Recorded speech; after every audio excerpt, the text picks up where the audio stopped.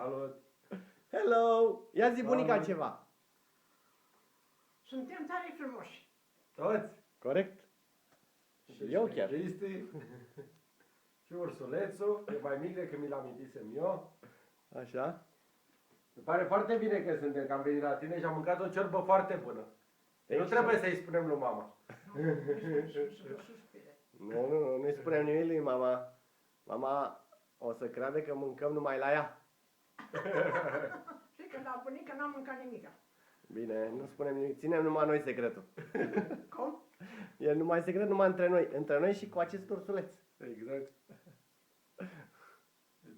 Uite, se și mișcă, să dă pe asta și în picioare asta mi se...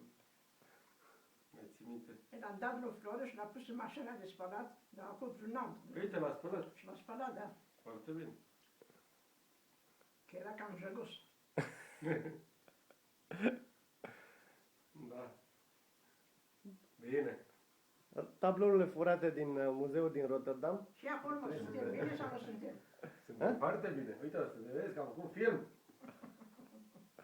Da, ținem filmul, nu-l urcăm pe YouTube. Nu, nu. Da. Bine.